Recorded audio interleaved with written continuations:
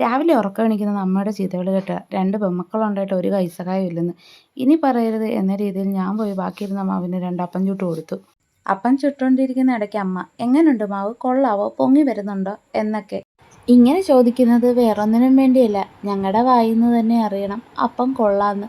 ഇത് കേൾക്കുമ്പോൾ ഞങ്ങളുടെ അമ്മയുടെ ഒരു ചിരിയുണ്ട്. ആ ചിരിയുടെ കാര്യം അവിടെ ഇരിക്കട്ടെ, അപ്പം കരിഞ്ഞുപോയി. അടുത്തത് ശരിയാക്കി തരാമെന്ന വാഗ്ദാനത്തിൽ മാവൊഴിച്ച് ചട്ടകം അമ്മേനെ ഏൽപ്പിച്ചിട്ട് ഞാൻ കുഞ്ഞിപ്പെണ്ണിനെ നോക്കാൻ പോയി.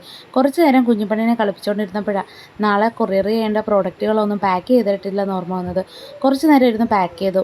ഞാൻ പാക്ക് ചെയ്യുന്ന സമയം കൊണ്ട് അമ്മ കുഞ്ഞിപ്പെണ്ണിനെ കുളിപ്പിച്ചു ഉടുപ്പൊക്കെ ഇട്ട് കൈക്കൊണ്ട് തന്നു. കുഞ്ഞിപ്പെണ്ണിന് പാല് കൊടുത്ത് ഉറക്കി കിടത്തിയതിന് ശേഷം പിന്നെയും പാക്കിങ്ങിനിരുന്നു. വിഷു സീസൺ ആയതുകൊണ്ട് നമുക്ക് അത്യാവശ്യം ഓർഡറുകളൊക്കെ ഉണ്ട്. വിഷുവിന് മുമ്പ് ആളുകൾക്ക് ഫോട്ടോഷൂട്ടിന്, അമ്പലത്തിന് എന്നിങ്ങനെയൊക്കെ പേരിൽ നമ്മുടെ അടുത്ത് ഓർഡർ ചെയ്തതാണ്. പാക്കിങ് കഴിഞ്ഞ് ഒരു ഉഴുന്നുവടയും കഴിച്ച് ഞാൻ